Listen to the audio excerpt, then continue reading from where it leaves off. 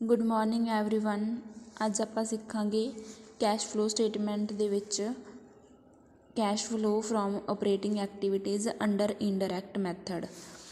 ਤਾਂ ਕੱਲ੍ਹ ਆਪਾਂ ਥੋੜ੍ਹਾ ਜਿਹਾ ਕੀਤਾ ਸੀਗਾ ਕਿ ਜਦੋਂ ਆਪਾਂ ਨੂੰ ਜਿਹੜਾ ਹੈਗਾ ਨੈੱਟ ਪ੍ਰੋਫਿਟ ਦਿੱਤਾ ਹੋਊਗਾ ਪ੍ਰੋਫਿਟ ਐਂਡ ਲੋਸ ਅਕਾਊਂਟ ਦੇ ਵਿੱਚ ਜਾਂ ਬੈਲੈਂਸ ਸ਼ੀਟ ਦੇ ਵਿੱਚ, ਤਾਂ ਉਹਦੇ ਵਿੱਚ ਆਪਾਂ ਸਾਰੇ ਜਿਹੜੇ ਹੈਗੇ ਨੇ ਐਵੇਂ ਦੇ ਐਕਸਪੈਂਸਿਸ ਜਾਂ ਇਨਕਮ ਜਿਹੜੀਆਂ ਕਿ ਐਕਚੁਅਲ ਦੇ ਵਿੱਚ ਜਿਨ੍ਹਾਂ ਦੇ ਨਾਲ ਫਲੋ ਜਿਹੜਾ ਹੈਗਾ ਬਿਜ਼ਨਸ 'ਚੋਂ ਆਊਟਸਾਈਡ ਜਾਂ ਇਨਸਾਈਡ ਨਹੀਂ ਹੋਇਆ ਕੈਸ਼ ਦਾ, ਉਹਨਾਂ ਨੂੰ ਆਪਾਂ ਐਡ ਬੈਕ ਜਿਹੜਾ ਹੈਗਾ ਕਰ ਦਾਂਗੇ ਜਾਂ ਆਪਾਂ ਜਿਹੜਾ ਹੈਗਾ ਮਾਈਨਸ ਕਰ ਦਾਂਗੇ ਅਕੋਰਡਿੰਗ ਟੂ ਦੇਅਰ ਨੇਚਰ। ਤਾਂ ਹੁਣ ਦੇਖੋ ਇਹਦੇ ਵਿੱਚ ਸਾਰਿਆਂ ਨਾਲੋਂ ਪਹਿਲਾ ਸਟੈਪ ਇਹੀ ਹੈਗਾ ਕਿ ਆਪਾਂ determine net profit before tax and extra ordinary items, ਯਾਨੀ ਕਿ ਆਪਾਂ ਨੇ ਟੈਕਸ ਤੋਂ ਪਹਿਲਾਂ ਅਤੇ ਐਕਸਟਰਾ ਆਰਡੀਨਰੀ ਆਈਟਮਸ ਤੋਂ ਪਹਿਲਾਂ ਨੈੱਟ ਪ੍ਰੋਫਿਟ ਦੇਖਣਾ, ਯਾਨੀ ਨੈੱਟ ਕੈਸ਼ ਆਪਣੇ ਕੋਲ ਕਿੰਨਾ ਹੈਗਾ। ਤਾਂ ਇਹਦੇ ਵਿੱਚ ਜਿਹੜਾ ਵੀ ਆਪਾਂ ਨੂੰ ਨੈੱਟ ਪ੍ਰੋਫਿਟ ਦਿੱਤਾ ਹੋਊਗਾ as per the profit and loss account, ਉਹ ਆਪਾਂ ਲਵਾਂਗੇ, ਜਾਂ ਫਿਰ ਆਪਾਂ ਨੂੰ ਜਿਹੜਾ ਹੈਗਾ ਬੈਲੈਂਸ ਸ਼ੀਟ ਦੇ ਵਿੱਚ ਦਿੱਤਾ ਹੋਊਗਾ ਸਰਪਲਸ ਦੇ ਵਿੱਚ ਚੇਂਜ, ਉਹ ਜੋ ਵੀ ਆਪਾਂ ਨੂੰ ਕੁਐਸਚਨ ਦੇ ਵਿੱਚ ਦਿੱਤਾ ਹੋਊਗਾ ਉਸ ਅਕੋਰਡਿੰਗ ਤੁਸੀਂ ਨੈੱਟ ਪ੍ਰੋਫਿਟ ਲੈ ਲੈਣਾ। ਫਿਰ ਆਪਾਂ ਉਹਦੇ ਵਿੱਚ ਸਾਰੇ ਜਿਹੜੇ ਐਵੇਂ ਦੇ ਐਕਸਪੈਂਸਿਸ ਜਿਹੜੇ ਕਿ ਆਪਾਂ ਨੂੰ ਪ੍ਰੋਫਿਟ ਐਂਡ ਲੋਸ ਅਕਾਊਂਟ ਦੇ ਵਿੱਚ ਤਾਂ ਦਿਖਾਏ ਹੋਏ ਨੇ ਕਿ ਇਹ ਜਿਹੜੇ ਹੈਗੇ ਨੇ ਡੈਬਿਟ ਹੋ ਚੁੱਕੇ ਨੇ, ਯਾਨੀ ਕਿ ਆਊਟਸਾਈਡ ਜਾ ਚੁੱਕੇ ਨੇ, ਬਟ ਐਕਚੁਅਲ ਦੇ ਵਿੱਚ ਕੈਸ਼ ਜਿਹੜਾ ਹੈਗਾ ਗਾ ਆਊਟਫਲੋ ਨਹੀਂ ਹੋਇਆ, ਤਾਂ ਉਹਨਾਂ ਨੂੰ ਸਾਰਿਆਂ ਨੂੰ ਕੀ ਕਰ ਦਾਂਗੇ ਆਪਾਂ ਐਡ ਬੈਕ ਕਰ ਦਾਂਗੇ। ਅਤੇ ਕੋਈ ਵੀ ਐਵੇਂ ਦੀ ਇਨਕਮ ਜਿਹੜੀ ਕਿ ਆਪਾਂ ਨੂੰ ਦਿਖਾਈ ਤਾਂ ਹੋਈ ਹੈ ਕਿ ਆਪਾਂ ਨੂੰ ਅਕਰਡ ਹੋ ਚੁੱਕੀ ਹੈ, ਯਾਨੀ ਕਿ ਇਨਕਰ ਹੋ ਚੁੱਕੀ ਹੈ, ਬਟ ਐਕਚੁਅਲ ਦੇ ਵਿੱਚ ਕੈਸ਼ ਜਿਹੜਾ ਬਿਜ਼ਨਸ ਦੇ ਵਿੱਚ ਨਹੀਂ ਆਇਆ, ਤਾਂ ਉਹਨੂੰ ਆਪਾਂ ਕੀ ਕਰ ਦਾਂਗੇ ਆਪਾਂ ਮਾਈਨਸ ਕਰ ਦਾਂਗੇ। ਤਾਂ ਸਾਰਿਆਂ ਨਾਲੋਂ ਪਹਿਲਾ ਖਰਚਾ ਜਿਹੜਾ ਹੈਗਾ ਗਾ proposed dividend of previous year, ਯਾਨੀ ਕਿ ਪ੍ਰੀਵੀਅਸ ਈਅਰ ਦਾ ਪ੍ਰਪੋਜ਼ਡ ਜਿਹੜਾ ਹੈਗਾ ਡਿਵੀਡੈਂਡ ਹੈ। ਤਾਂ ਡਿਵੀਡੈਂਡ ਜਿਹੜਾ ਹੈਗਾ ਗਾ ਉਹ ਕੀ ਆਪਣਾ ਫਾਈਨੈਂਸਿੰਗ ਐਕਟੀਵਿਟੀ ਆ। ਤਾਂ ਜਦੋਂ ਫਾਈਨੈਂਸਿੰਗ ਐਕਟੀਵਿਟੀ ਆ ਤਾਂ ਇਹ ਕੀ ਹੋ ਜੂਗੀ ਆਪਣੀ ਓਪਰੇਟਿੰਗ ਐਕਟੀਵਿਟੀ ਦੇ ਲਈ ਕੈਸ਼ ਫਲੋ ਦੇ ਵਿੱਚ ਜਿਹੜੀ ਇੱਕ ਵਾਰ ਪਲੱਸ ਹੋਊਗੀ। ਪਲੱਸ ਕਿਉਂ ਹੋਊਗੀ? ਕਿਉਂਕਿ ਇਹ ਜਿਹੜਾ ਇੱਕ ਡਿਵੀਡੈਂਟ ਹੈਗਾ ਇਹਨੂੰ ਪ੍ਰੋਫਿਟ ਐਂਡ ਲੋਸ ਦੇ ਵਿੱਚੋਂ ਤਾਂ ਡੈਬਿਟ ਕੀਤਾ ਹੋਇਆ, ਆਪਾਂ ਨੇ ਕੱਢਣਾ ਹੈਗਾ ਨੈੱਟ ਪ੍ਰੋਫਿਟ, ਅਤੇ ਆਪਾਂ ਨੇ ਜਿਹੜਾ ਹੈਗਾ ਇੱਥੇ ਕੈਸ਼ ਫਲੋ ਕੱਢਣਾ ਹੈਗਾ ਓਪਰੇਟਿੰਗ ਐਕਟੀਵਿਟੀਜ਼ ਤੋਂ। ਅਤੇ ਇਹ ਜਿਹੜੀ ਐਕਟੀਵਿਟੀ ਹੈਗੀ ਆ ਇਹ ਹੈਗੀ ਆ ਫਾਈਨੈਂਸਿੰਗ। ਤਾਂ ਇੱਕ ਵਾਰ ਓਪਰੇਟਿੰਗ ਐਕਟੀਵਿਟੀਜ਼ ਦੇ ਵਿੱਚੋਂ ਕੈਸ਼ ਫਲੋ ਪਤਾ ਕਰਨ ਦੇ ਲਈ ਆਪਾਂ ਇਹਨੂੰ ਨੈੱਟ ਪ੍ਰੋਫਿਟ ਦੇ ਵਿੱਚ ਐਡ ਬੈਕ ਕਰ ਦਾਂਗੇ। ਅਤੇ ਮਾਈਨਸ ਕਿੱਥੇ ਹੋਊਗਾ? ਇਹ ਮਾਈਨਸ ਹੋਊਗਾ ਜਾ ਕੇ ਅੰਡਰ ਫਾਈਨੈਂਸਿੰਗ ਐਕਟੀਵਿਟੀਜ਼ ਦੇ। ਅੱਗੇ ਸੈਕਿੰਡ ਹੈਗਾ interim dividend paid during the year. ਤਾਂ ਸੇਮ ਹੀ ਆ ਕਿ ਡਿਵੀਡੈਂਡ ਜਿਹੜੀ ਹੈਗੀ ਆ ਉਹ ਆਈਟਮ ਕਾਹਦੀ ਆ? ਫਾਈਨੈਂਸਿੰਗ ਆਈਟਮ ਹੈ, ਅਤੇ ਆਪਾਂ ਨੇ ਇੱਥੇ ਓਪਰੇਟਿੰਗ ਐਕਟੀਵਿਟੀਜ਼ ਤੋਂ ਕੱਢਣਾ, ਤਾਂ ਇਹਨੂੰ ਵੀ ਆਪਾਂ ਪਲੱਸ ਕਰ ਦਾਂਗੇ। ਨੈਕਸਟ ਹੈਗਾ ਟਰਾਂਸਫਰ ਟੂ ਰਿਜ਼ਰਵ। ਤਾਂ ਹੁਣ ਰਿਜ਼ਰਵ ਦੇ ਵਿੱਚ ਆਪਾਂ ਨੇ ਪੈਸਾ ਟਰਾਂਸਫਰ ਕੀਤਾ ਹੈਗਾ, ਤਾਂ ਹੁਣ ਇਹਦੇ ਨਾਲ ਜਿਹੜਾ ਹੈਗਾ ਇਹਨੂੰ cash flow profit and loss account ਦੇ ਵਿੱਚ ਇਹਨੂੰ ਡੈਬਿਟ ਕਰ ਦਿੱਤਾ ਹੋਊਗਾ, ਇਹਦੇ ਨਾਲ ਜਿਹੜਾ ਨੈੱਟ ਪ੍ਰੋਫਿਟ ਘੱਟ ਗਿਆ ਹੋਊਗਾ। ਬਟ ਜੇ ਦੇਖਿਆ ਜਾਵੇ ਤਾਂ ਆਪਾਂ ਜਸਟ ਰਿਜ਼ਰਵ ਦੇ ਵਿੱਚ ਹੀ ਟਰਾਂਸਫਰ ਕੀਤਾ ਹੈ, ਕੈਸ਼ ਆਊਟਫਲੋ ਤਾਂ ਨਹੀਂ ਹੋਇਆ, ਤਾਂ ਇਹਨੂੰ ਵੀ ਆਪਾਂ ਐਡ ਕਰ ਦਾਂਗੇ ਪ੍ਰੋਫਿਟ ਦੇ ਵਿੱਚ। ਨੈਕਸਟ ਹੈਗਾ ਪ੍ਰੋਵੀਜ਼ਨ ਫੋਰ ਐਕਸਪੈਂਸਿਸ। ਤਾਂ ਆਪਾਂ ਪ੍ਰੋਵੀਜ਼ਨ ਬਣਾ ਕੇ ਰੱਖੀ ਹੈ ਇੱਕ ਤਰ੍ਹਾਂ ਨੇ ਵੀ, ਇੱਕ ਆਪਾਂ ਰਿਜ਼ਰਵ ਵੀ ਬਣਾ ਕੇ ਰੱਖਿਆ ਹੈਗਾ। ਬੈਡ ਡੈਟ ਦੇ ਲਈ ਪ੍ਰੋਵੀਜ਼ਨ ਬਣਾਈ ਹੋ ਸਕਦੀ ਹੈ, ਕਿਸੇ ਫੰਡ ਕੋਈ ਵੀ ਫੰਡ ਕ੍ਰੀਏਟ ਕੀਤਾ ਹੋ ਸਕਦਾ, ਬਟ ਉਹਦੇ ਨਾਲ ਪ੍ਰੋਫਿਟ ਕੈਸ਼ ਆਊਟਫਲੋ ਤਾਂ ਨਹੀਂ ਹੋਇਆ ਨਾ, ਅਤੇ ਇਹਨੂੰ ਵੀ ਆਪਾਂ ਜਿਹੜਾ ਹੈਗਾ ਪਲੱਸ ਕਰ ਦਾਂਗੇ ਪ੍ਰੋਫਿਟ ਦੇ ਵਿੱਚ। ਨੈਕਸਟ ਹੈਗਾ ਪ੍ਰੋਵੀਜ਼ਨ ਫੋਰ ਟੈਕਸ। ਤਾਂ ਉਹੀ ਸੇਮ ਚੀਜ਼ ਆ ਗਈ ਕਿ ਜਿਹੜਾ ਹੈਗਾ ਆਪਾਂ ਟੈਕਸ ਦੇ ਲਈ ਪ੍ਰੋਵੀਜ਼ਨ ਤਾਂ ਬਣਾਈ ਹੈ, ਬਟ ਇਹ ਟੈਕਸ ਜਿਹੜਾ ਹੈਗਾ ਪੇ ਕਦੋਂ ਕਰਾਂਗੇ? ਆਪਾਂ ਨੈਕਸਟ ਈਅਰ ਪੇ ਕਰਾਂਗੇ, ਤਾਂ ਇਹ ਵੀ ਜਿਹੜੀ ਹੈਗੀ ਹੈ ਪਲੱਸ ਹੋ ਜੂਗੀ।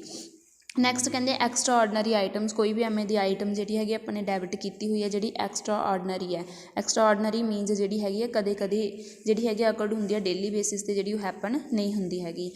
ਤਾਂ ਅੱਗੇ ਕਹਿੰਦੇ ਕੀ ਹੈਗੇ ਮਾਈਨਸ ਕੀ ਕਰਨਾ ਹੈ? Refund of tax credit to statement of profit and loss account. ਤਾਂ ਯਾਨੀ ਕਿ ਜਿਹੜਾ ਆਪਾਂ ਨੂੰ ਰਿਫੰਡ ਹੋਇਆ ਹੈਗਾ ਟੈਕਸ ਦਾ ਉਹ ਕੀ ਕਰ ਦੇਣਾ ਆਪਾਂ ਨੇ? ਮਾਈਨਸ ਕਰ ਦੇਣਾ ਹੈ। ਤਾਂ ਇਸ ਤਰੀਕੇ ਨਾਲ ਜਿਹੜੀਆਂ ਇਸ ਤੋਂ ਇਲਾਵਾ ਜਿਹੜੀਆਂ ਐਕਸਟਰਾ ਆਰਡੀਨਰੀ ਆਈਟਮਸ ਨੇ ਜਿਹੜੀਆਂ ਕਿ ਕ੍ਰੈਡਿਟ ਹੋਈਆਂ ਨੇ ਪ੍ਰੋਫਿਟ ਐਂਡ ਲੋਸ ਦੇ ਵਿੱਚ, ਉਹਨਾਂ ਨੂੰ ਕੀ ਕਰ ਦਾਂਗੇ ਆਪਾਂ? ਮਾਈਨਸ ਕਰ ਦਾਂਗੇ। ਇਸ ਤਰੀਕੇ ਨਾਲ ਕੁਛ ਚੀਜ਼ਾਂ ਜਿਹੜੀਆਂ ਹੈਗੀਆਂ ਆਪਾਂ ਨੂੰ ਪਲੱਸ ਕਰਨ ਤੋਂ ਬਾਅਦ ਅਤੇ ਕੁਛ ਚੀਜ਼ਾਂ ਮਾਈਨਸ ਕਰਨ ਤੋਂ ਬਾਅਦ ਆਪਣਾ ਜਿਹੜਾ ਹੈਗਾ ਨੈੱਟ ਪ੍ਰੋਫਿਟ ਆ ਜਾਊਗਾ before tax and extra ordinary items. ਤਾਂ ਹੁਣ ਦੇਖੋ ਇੱਥੇ ਰਿਫੰਡ ਜਿਹੜਾ ਹੈਗਾ ਟੈਕਸ ਦਾ ਉਹਨੂੰ ਮਾਈਨਸ ਕਿਉਂ ਕੀਤਾ ਹੈਗਾ? ਕਿਉਂ ਕੀਤਾ? ਕਿਉਂਕਿ ਆਪਾਂ ਨੇ ਪ੍ਰੋਫਿਟ ਜਿਹੜਾ ਹੈਗਾ ਕੱਢਣਾ ਕਿਹੜਾ ਕੱਢਣਾ ਹੈਗਾ? Before tax. ਤਾਂ ਯਾਨੀ ਕਿ ਜਿਹੜੇ ਇਹ ਟੈਕਸ ਦੀਆਂ ਜਿਹੜੀ ਵੀ ਕੋਈ ਵੀ ਟ੍ਰਾਂਜੈਕਸ਼ਨ ਹੈਗੀ ਹੈ ਇਹਦੇ ਜਿਹੜਾ ਹੈਗਾ ਟਰੀਟਮੈਂਟ ਆਪਾਂ ਕਦੋਂ ਕਰਾਂਗੇ? ਜਦੋਂ ਆਪਾਂ ਆਹ ਵਾਲਾ ਨੈੱਟ ਪ੍ਰੋਫਿਟ ਕੱਢ ਲਿਆ, ਇਹ ਤੋਂ ਬਾਅਦ ਨੀਚੇ ਜਿਹੜਾ ਹੈਗਾ ਆਪਾਂ ਐਡਜਸਟਮੈਂਟ ਕਰਾਂਗੇ ਟੈਕਸ ਦੀ। ਠੀਕ ਹੈ ਜੀ।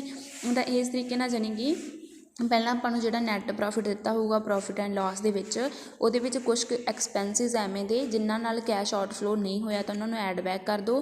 ਕੁਛ ਕੁ ਜਿਹੜੇ ਹੈਗੇ ਇਨਕਮ ਐਵੇਂ ਦੀਆਂ ਜਿਨ੍ਹਾਂ ਨਾਲ ਕੈਸ਼ ਇਨਫਲੋ ਨਹੀਂ ਹੋਇਆ ਹੈਗਾ ਤਾਂ ਉਹਨਾਂ ਨੂੰ ਕੀ ਕਰ ਦਿਓ? ਮਾਈਨਸ ਕਰ ਦਿਓ। ਅਤੇ ਪਲੱਸ ਕੁਛ ਐਵੇਂ ਦੀਆਂ ਐਕਟੀਵਿਟੀਜ਼ ਜਿਹੜੀਆਂ ਕਿ ਫਾਈਨੈਂਸਿੰਗ ਐਕਟੀਵਿਟੀਜ਼ ਨਾਲ ਰਿਲੇਟਡ ਨੇ ਜਾਂ ਕੋਈ ਇਨਵੈਸਟਮੈਂਟ ਐਕਟੀਵਿਟੀਜ਼ ਨਾਲ ਰਿਲੇਟਡ ਆ, ਉਹਨਾਂ ਨੂੰ ਇੱਕ ਵਾਰ ਜਿਹੜਾ ਹੈਗਾ ਪ੍ਰੋਫਿਟ ਦੇ ਵਿੱਚ ਐਡਜਸਟ ਕਰੋ, ਕਿਉਂਕਿ ਉਹਨਾਂ ਨੂੰ ਆਪਾਂ ਫਰਦਰ ਕਿੱਥੇ ਟਰੀਟਮੈਂਟ ਕਰਨਾ ਉਹਨਾਂ ਨੂੰ ਉਹਨਾਂ ਦੇ ਹੈੱਡ ਦੇ ਅੰਡਰ, ਚਾਹੇ ਤਾਂ ਉਹ ਫਾਈਨੈਂਸਿੰਗ ਹੋ ਸਕਦੀ ਹੈ ਤਾਂ ਫਾਈਨੈਂਸਿੰਗ ਦੇ ਵਿੱਚ ਜਾ ਕੇ ਉਹਨਾਂ ਨੂੰ ਟਰੀਟਮੈਂਟ ਕਰੋ ਉਹਨਾਂ ਦਾ, ਅਤੇ ਜੇ ਇਨਵੈਸਟਿੰਗ ਹੈ ਤਾਂ ਇਨਵੈਸਟਿੰਗ ਦੇ ਵਿੱਚ ਟਰੀਟਮੈਂਟ ਕਰੋ।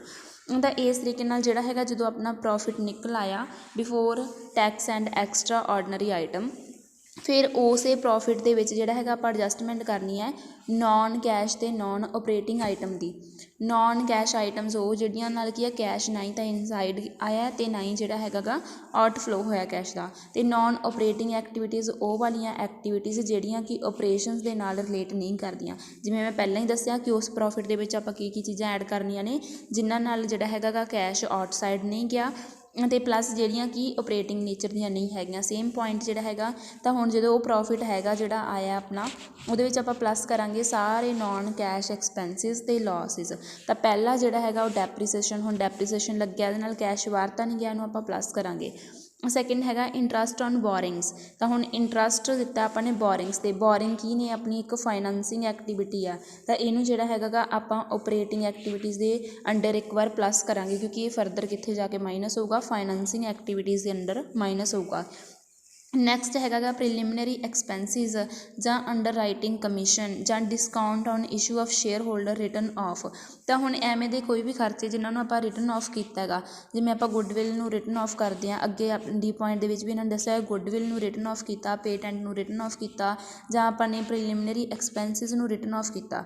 ਰਿਟਨ ਆਫ ਕਰਨ ਦਾ ਮਤਲਬ ਕੀ ਹੁੰਦਾ ਕਿ ਉਹਨਾਂ ਨੂੰ ਆਪਾਂ ਪ੍ਰੋਫਿਟ ਐਂਡ ਲਾਸ ਅਕਾਊਂਟ ਦੇ ਡੈਬਿਟ ਸਾਈਡ ਸ਼ੋਅ ਕਰਕੇ ਉਹਨਾਂ ਦਾ ਅਕਾਊਂਟ ਕਲੋਜ਼ ਕਰਦੇ ਰਹਿੰਦੇ ਹਾਂ ਥੋੜ੍ਹਾ ਥੋੜ੍ਹਾ ਕਰਕੇ। ਤਾਂ ਜਦੋਂ ਹੁਣ ਉਹਨਾਂ ਨੂੰ ਆਪਾਂ ਡੈਬਿਟ ਸਾਈਡ ਕੀਤਾ ਉਹਦੇ ਨਾਲ ਆਪਾਂ ਕੈਸ਼ ਤਾਂ ਨਹੀਂ ਕਿਸੇ ਨੂੰ ਬਾਹਰ ਪੇ ਕੀਤਾ ਨਾ, ਆਪਾਂ ਜਸਟ ਕੀ ਆ ਪ੍ਰੋਫਿਟ ਘੱਟ ਸ਼ੋਅ ਕਰਤਾ, ਪ੍ਰੋਫਿਟ ਦੇ ਵਿੱਚ ਉਹਨਾਂ ਨੂੰ ਮਾਈਨਸ ਕਰਕੇ ਉਹਨਾਂ ਦਾ ਅਕਾਊਂਟ ਕਲੋਜ਼ ਕਰਤਾ।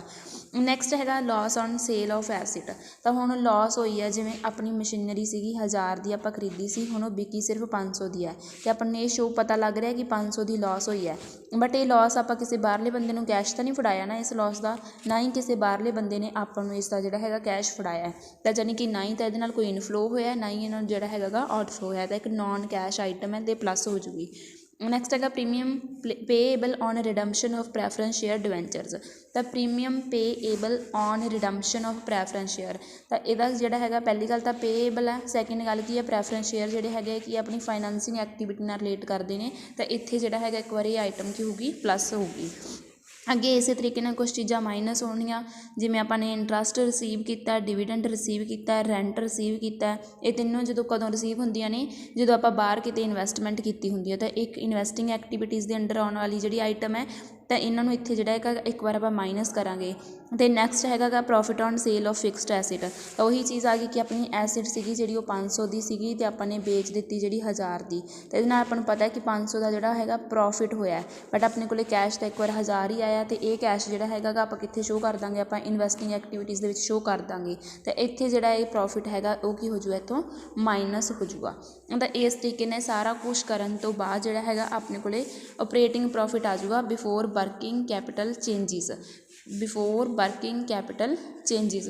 ਤਾਂ ਇੱਥੋਂ ਤੱਕ ਆਪਾਂ ਨੇ ਕੀ ਕੀਤਾ ਹੈਗਾ, ਪਹਿਲਾਂ ਆਪਾਂ ਜਿਹੜਾ ਹੈਗਾ ਗਾ ਪ੍ਰੋਫਿਟ ਐਂਡ ਲਾਸ ਅਕਾਊਂਟ ਵਾਲਾ ਨੈੱਟ ਪ੍ਰੋਫਿਟ ਲੈਤਾ।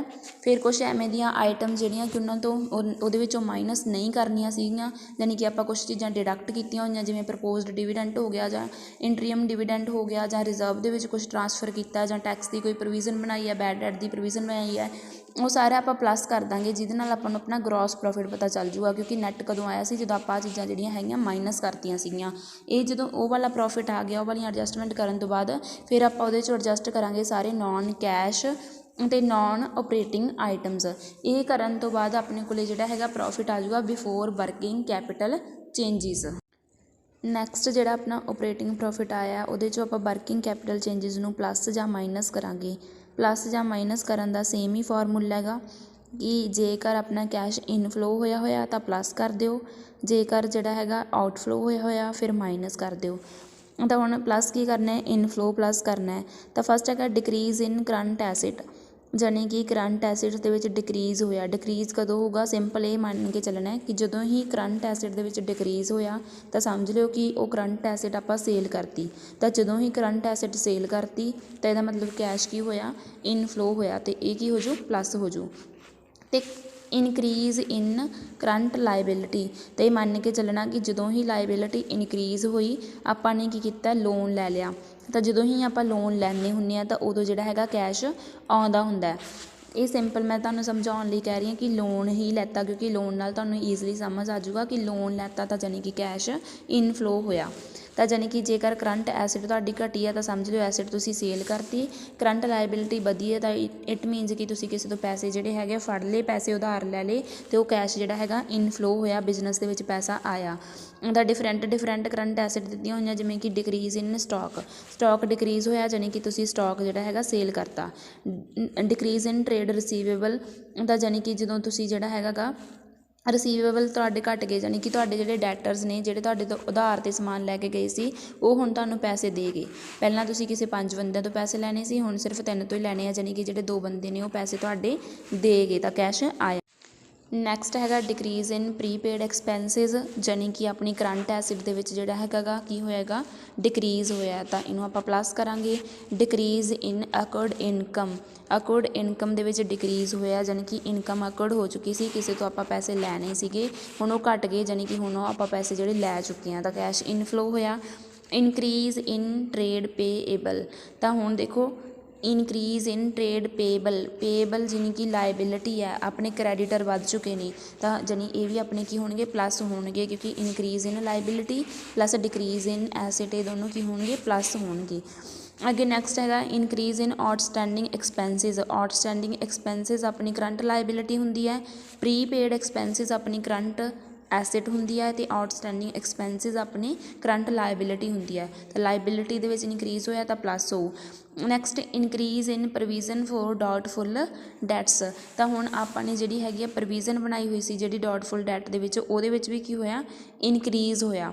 ਜਿਹੜੀ ਪ੍ਰੋਵੀਜ਼ਨ ਹੁੰਦੀ ਹੈ ਡਾਊਟਫੁੱਲ ਡੈਟ ਵਾਲੀ, ਆਪਾਂ ਇਹਨੂੰ ਕਿੱਥੇ ਸ਼ੋਅ ਕਰਦੇ ਹੁੰਦੇ ਹਾਂ, ਲਾਇਬਿਲਿਟੀ ਸਾਈਡ ਸ਼ੋਅ ਕਰਦੇ ਹੁੰਦੇ ਹਾਂ। ਤਾਂ ਲਾਇਬਿਲਿਟੀ ਸਾਈਡ ਵਾਲੀ ਚੀਜ਼ ਦੇ ਵਿੱਚ ਜਦੋਂ ਹੀ ਕਿਸੇ ਵੀ ਚੀਜ਼ ਦੇ ਵਿੱਚ ਪਲੱਸ ਹੋਇਆ, ਇਨਕਰੀਜ਼ ਹੋਇਆ ਤਾਂ ਉਹਨੂੰ ਆਪਾਂ ਪਲੱਸ ਕਰਾਂਗੇ। ਜਿਹੜੀਆਂ ਚੀਜ਼ਾਂ ਐਸਿਡ ਸਾਈਡ ਸ਼ੋਅ ਕੀਤੀਆਂ ਹੋਈਆਂ ਨੇ ਉਹਨਾਂ ਦੇ ਵਿੱਚ ਜਦੋਂ ਜਿਹੜਾ ਹੈਗਾ ਗਾ ਪਲੱਸ ਜਾਂ ਮਾਈਨਸ ਹੁੰਦੀਆਂ ਜਿਹੜੀਆਂ, ਉਹ ਹੋਣਗੀਆਂ ਅਕੋਰਡਿੰਗ ਟੂ ਕਰੰਟ ਐਸਿਡਸ। ਕਹਿਣ ਦਾ ਭਾਵ ਕਿ ਜਿਹੜੀ ਵੀ ਆਈਟਮਸ ਬੈਲੈਂਸ ਸ਼ੀਟ ਦੇ ਐਸਿਡ ਸਾਈਡ ਸ਼ੋਅ ਹੁੰਦੀਆਂ ਉਹਨਾਂ 'ਤੇ ਸਾਰਾ ਟਰੀਟਮੈਂਟ ਐਸਿਡ ਦੇ ਵਾਲਾ ਹੀ ਹੋਊਗਾ, ਸੇਮ ਜਿਵੇਂ ਆਪਾਂ ਐਸਿਡਸ ਨੂੰ ਟਰੀਟ ਕਰਦੇ ਹਾਂ। ਅਤੇ ਜਿਹੜੀਆਂ ਚੀਜ਼ਾਂ ਲਾਇਬਿਲਿਟੀ ਸਾਈਡ ਸ਼ੋਅ ਹੋ ਰਹੀਆਂ ਉਹਨਾਂ ਦਾ ਟਰੀਟਮੈਂਟ ਵੀ ਬਿਲਕੁਲ ਆਪਾਂ ਉਸੇ ਤਰੀਕੇ ਨਾਲ ਹੀ ਕਰਾਂਗੇ ਜਿਵੇਂ ਆਪਾਂ ਲਾਇਬਿਲਿਟੀਜ਼ ਦਾ ਟਰੀਟਮੈਂਟ ਕਰਦੇ ਹਾਂ। ਤਾਂ ਹੁਣ ਜਿਹੜੀ ਡਾਊਟਫੁੱਲ ਡੈਟ ਹੈਗੀ ਹੈ, ਇਹ ਵਾਲੀ ਪ੍ਰੋਵੀਜ਼ਨ ਜਿਹੜੀ ਆਪਾਂ ਲਾਇਬਿਲਿਟੀ ਸਾਈਡ ਸ਼ੋਅ ਕਰਦੇ ਹਾਂ ਤਾਂ ਇਹਦਾ ਟਰੀਟਮੈਂਟ ਸੇਮ ਹੋਊਗਾ ਜਿਵੇਂ ਆਪਾਂ ਕਰੰਟ ਲਾਇਬਿਲਿਟੀ ਦਾ ਕਰਾਂਗੇ। ਉਹਦਾ ਕਰੰਟ ਲਾਇਬਿਲਿਟੀ ਵਿੱਚ ਇਨਕਰੀਜ਼ ਹੋਇਆ ਤਾਂ ਆਪਾਂ ਪਲੱਸ ਕਰਾਂਗੇ, ਤਾਂ ਹੁਣ ਇੱਥੇ ਵੀ ਪ੍ਰੋਵੀਜ਼ਨ ਦੇ ਵਿੱਚ ਜੇ ਇਨਕਰੀਜ਼ ਹੋਇਆ ਤਾਂ ਆਪਾਂ ਪਲੱਸ ਕਰਾਂਗੇ। ਨੈਕਸਟ ਹੈਗਾ ਇਨਕਰੀਜ਼ ਇਨ ਐਡਵਾਂਸ ਇਨਕਮ, ਆਪਾਂ ਕਿਸ ਤੋਂ ਪਹਿਲਾਂ 'ਚੋਂ ਹੀ ਪੈਸੇ ਫੜ ਲਏ ਤਾਂ ਇਹ ਆਪਣੀ ਕਰੰਟ ਲਾਇਬਿਲਿਟੀ ਹੁੰਦੀ ਹੈ, ਹੁਣ ਇਹਦੇ 'ਚ ਇਨਕਰੀਜ਼ ਹੋਇਆ ਤਾਂ ਹੁਣ ਵੈਸੇ ਵੀ ਆਪਾਂ ਇਨਕਮ ਫੜ ਲਈ ਤਾਂ ਪੈਸੇ ਆਏ ਹੋਣਗੇ ਤਾਂ ਇਹਨੂੰ ਆਪਾਂ ਜਿਹੜਾ ਹੈਗਾ ਪਲੱਸ ਕਰ ਦਾਂਗੇ। ਤਾਂ ਹੁਣ ਜਦੋਂ ਕੀ ਹੈ ਡਿਕਰੀਜ਼ ਇਨ ਕਰੰਟ ਐਸਿਡ ਅਤੇ ਇਨਕਰੀਜ਼ ਇਨ ਕਰੰਟ ਲਾਇਬਿਲਿਟੀ ਪਲੱਸ ਕਰਾਂਗੇ, ਇਹਦੇ ਉਲਟ ਜਦੋਂ ਆਪਣੀ ਕਰੰਟ ਐਸਿਡ ਵਧੂਗੀ ਤਾਂ ਉਹਨੂੰ ਆਪਾਂ ਮਾਈਨਸ ਕਰਾਂਗੇ, ਅਤੇ ਜਦੋਂ ਲਾਇਬਿਲਿਟੀ ਜਿਹੜੀ ਹੈਗੀ ਘਟੂਗੀ ਉਹਨੂੰ ਆਪਾਂ ਮਾਈਨਸ ਕਰਾਂਗੇ। ਤਾਂ ਕਿਸ ਵੇ ਨਾਲ ਕਿ ਜਿਵੇਂ ਹੁਣ ਇਨਕਰੀਜ਼ ਇਨ ਕਰੰਟ ਐਸਿਡ, ਤਾਂ ਇਹ ਮੰਨ ਕੇ ਚੱਲਣਾ ਸਮਝਣ ਲਈ ਕਿ ਜਦੋਂ ਹੀ ਕਰੰਟ ਐਸਿਡ ਦੇ ਵਿੱਚ ਇਨਕਰੀਜ਼ ਦੱਸਿਆ ਹੋਇਆ ਤੁਸੀਂ ਸਮਝ ਲਿਓ ਕਿ ਉਹ ਕਰੰਟ ਐਸਿਡ ਤੁਸੀਂ ਨੇ ਪਰਚੇਜ਼ ਕਰ ਲਈ। ਜਦੋਂ ਪਰਚੇਜ਼ ਕੀਤੀ ਹੋਣੀ ਹੈ ਤਾਂ ਕੈਸ਼ ਤੁਸੀਂ ਕਿਸੇ ਨੂੰ ਪੇ ਕੀਤਾ ਹੋਣਾ, ਉਹਦਾ ਕੈਸ਼ ਪੇ ਕੀਤਾ ਹੋਊਗਾ, ਕੈਸ਼ ਆਊਟਫਲੋ ਹੋਇਆ ਹੋਊਗਾ ਤਾਂ ਉਹਨੂੰ ਮਾਈਨਸ ਕਰ ਦਿਓ। ਡਿਕਰੀਜ਼ ਇਨ ਕਰੰਟ ਲਾਇਬਿਲਿਟੀ, ਹੁਣ ਕਿਸੇ ਦੇ ਪੈਸੇ ਦੇਣੇ ਸੀਗੇ ਅਤੇ ਆਪਾਂ ਪੈਸੇ ਪੇ ਕਰਤੇ, ਜਦੋਂ ਪੈਸੇ ਪੇ ਕੀਤੇ ਹੋਣਗੇ ਤਾਂ ਕੈਸ਼ ਬਾਹਰ ਗਿਆ ਹੋਊਗਾ ਅਤੇ ਉਹਨੂੰ ਆਪਾਂ ਜਿਹੜਾ ਹੈਗਾ ਮਾਈਨਸ ਕਰ ਦਾਂਗੇ। ਤਾਂ ਦੇਖੋ ਫਸਟ ਪੁਆਇੰਟ ਹੈਗਾ ਇਨਕਰੀਜ਼ ਇਨ ਸਟਾਕ ਦੇ ਵਿੱਚ ਇਨਕਰੀਜ਼ ਹੋਇਆ, ਤੁਸੀਂ ਨੇ ਸਟਾਕ ਖਰੀਦ ਲਿਆ ਤਾਂ ਜਾਣੀ ਕਿ ਇਹਨੂੰ ਮਾਈਨਸ ਕਰ ਦਿਓ। ਸੈਕਿੰਡ ਜਿਹੜਾ ਹੈਗਾ ਇਨਕਰੀਜ਼ ਇਨ ਟਰੇਡ ਰਿਸੀਵੇਬਲ, ਜਾਣੀ ਕਿ ਤੁਹਾਡੀ ਕਰੰਟ ਐਸਿਡ ਜਿਹੜੀ ਹੈਗੀ ਉਹਦੇ 'ਚ ਵਾਧਾ ਹੋ ਗਿਆ ਤਾਂ ਤੁਸੀਂ ਇਹਨੂੰ ਜਿਹੜਾ ਹੈਗਾ ਮਾਈਨਸ ਕਰ ਦਿਓ।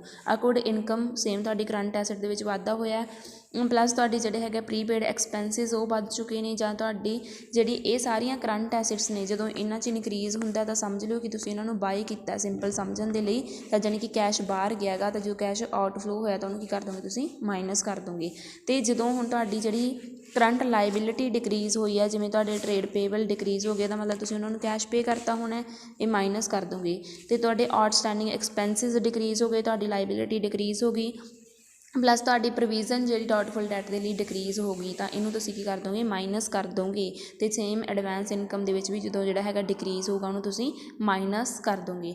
ਤਾਂ ਇਸ ਤਰੀਕੇ ਨਾਲ ਸਾਰੇ ਵਰਕਿੰਗ ਕੈਪੀਟਲ ਚੇਂਜਿਸ ਦੀ ਤੁਸੀਂ ਐਡਜਸਟਮੈਂਟ ਕਰਕੇ ਪਲੱਸ ਮਾਈਨਸ ਕਰਕੇ ਤੁਹਾਡਾ ਜਿਹੜਾ ਹੈਗਾ ਕੈਸ਼ ਆ ਜਾਊਗਾ ਫਰੋਮ ਆਪਰੇਟਿੰਗ ਐਕਟੀਵਿਟੀਜ਼। ਇਹਨੂੰ ਕਿਵੇਂ ਕੈਲਕੂਲੇਟ ਕੀਤਾ ਆਪਾਂ ਨੇ, ਪਹਿਲਾਂ ਜਿਹੜਾ ਪ੍ਰੋਫਿਟ ਐਂਡ ਲਾਸ ਦੇ ਵਿੱਚ ਆਪਾਂ ਨੂੰ ਨੈੱਟ ਪ੍ਰੋਫਿਟ ਦਿੱਤਾ ਹੋਇਆ ਸੀ, ਉਹ 'ਚ ਆਪਾਂ ਐਵੇਂ ਦੀਆਂ ਜਿਹੜੇ ਖਰਚੇ ਸੀਗੇ ਜਿਹੜੇ ਆਪਾਂ ਨੂੰ ਮਾਈਨਸ ਨਹੀਂ ਕਰਨੇ ਚਾਹੀਦੇ ਸੀਗੇ, ਜਿਹੜਾ ਹੈਗਾ from the point view of cash flow statement, ਉਹਨਾਂ ਨੂੰ ਆਪਾਂ ਪਲੱਸ ਕਰ ਦਾਂਗੇ। ਅਤੇ ਜਿਹੜੇ ਆਪਾਂ ਨੂੰ ਜਿਹੜੇ ਐਵੇਂ ਦੀਆਂ ਇਨਕਮ ਜਿਹੜੀਆਂ ਕਿ ਆਪਾਂ ਨੂੰ ਕੈਸ਼ ਫਲੋ ਸਟੇਟਮੈਂਟ ਦੇ ਅਕੋਰਡਿੰਗ ਜਿਹੜੀਆਂ ਐਡ ਨਹੀਂ ਹੋਣੀਆਂ ਚਾਹੀਦੀਆਂ ਸੀ, ਉਹਨਾਂ ਨੂੰ ਆਪਾਂ ਕੀ ਕਰਤਾ, ਮਾਈਨਸ ਕਰਤਾ। ਫਿਰ ਆਪਾਂ ਨੇ ਐਡਜਸਟਮੈਂਟ ਕੀਤੀ ਸਾਰੀ ਨੋਨ ਕੈਸ਼ ਆਈਟਮ ਦੀ, ਜਿਹੜੇ ਕਿ ਕੈਸ਼ ਨਾਲ ਸੰਬੰਧ ਹੀ ਨਹੀਂ ਰੱਖਦੇ ਸੀਗੇ, ਅਤੇ ਪਲੱਸ ਨੋਨ ਓਪਰੇਟਿੰਗ, ਕਿਉਂਕਿ ਜਿਹੜੀਆਂ ਕਿ ਆਪਰੇਸ਼ਨ ਨਾਲ ਰਿਲੇਟਡ ਨਹੀਂ ਸੀ, ਉਹ ਫਾਈਨੈਂਸਿੰਗ ਐਕਟੀਵਿਟੀਜ਼ ਨਾਲ ਰਿਲੇਟਡ ਆਈਟਮ ਸੀਗੀਆਂ ਜਾਂ ਇਨਵੈਸਟਿੰਗ ਐਕਟੀਵਿਟੀਜ਼ ਨਾਲ, ਉਹਨਾਂ ਨੂੰ ਆਪਾਂ ਨੇ ਪਲੱਸ ਮਾਈਨਸ ਕੀਤਾ। ਫਿਰ ਆਪਾਂ ਨੇ ਵਰਕਿੰਗ ਕੈਪੀਟਲ ਚੇਂਜਿਸ ਨੂੰ ਪਲੱਸ ਮਾਈਨਸ ਕੀਤਾ। ਇਹ ਸਾਰੇ ਕੁਛ ਐਡਜਸਟਮੈਂਟ ਕਰਨ ਤੋਂ ਬਾਅਦ ਆਪਣਾ cash generated from operating activities ਆਪਣਾ ਆ ਗਿਆ। ਅਤੇ ਹੁਣ ਜਿਹੜਾ ਹੈਗਾ ਲਾਸਟ ਆਈਟਮ ਰਹਿ ਗਈ ਇਨਕਮ ਟੈਕਸ। ਇਨਕਮ ਟੈਕਸ ਮੈਂ ਤੁਹਾਨੂੰ ਦੱਸਿਆ ਸੀਗਾ, ਟੈਕਸ ਆਪਾਂ ਕਾਹਦੇ 'ਤੇ ਪੇ ਕਰਨਾ ਹੈਗਾ, ਆਪਣੇ ਓਪਰੇਸ਼ਨਸ ਦੀ ਰੈਵਨਿਊ ਤੋਂ ਪੇ ਕਰਨਾ, ਜਿਹੜੇ ਕਿ ਆਪਣਾ ਮੇਨ ਪ੍ਰੋਡਕਸ਼ਨ ਆਪਾਂ ਜਿਹੜੀ ਚੀਜ਼ ਦਾ ਕਰ ਰਹੇ ਹਾਂ ਉਹਦੀ ਸੇਲ ਹੋਈ ਹੋਣੀ ਆ, ਉਹ ਸੇਲ ਤੋਂ ਇਨਕਮ ਹੋਈ ਹੋਣੀ ਆ, ਉਸ ਇਨਕਮ 'ਤੇ ਆਪਾਂ ਟੈਕਸ ਦੇਵਾਂਗੇ। ਤਾਂ ਆਪਾਂ ਜਿਹੜਾ ਹੈਗਾ ਇਨਕਮ ਟੈਕਸ ਪੇ ਕਰਨ ਤੋਂ ਬਾਅਦ ਆਪਣਾ ਨੈੱਟ ਕੈਸ਼ ਫਲੋ ਆ ਜਾਊਗਾ।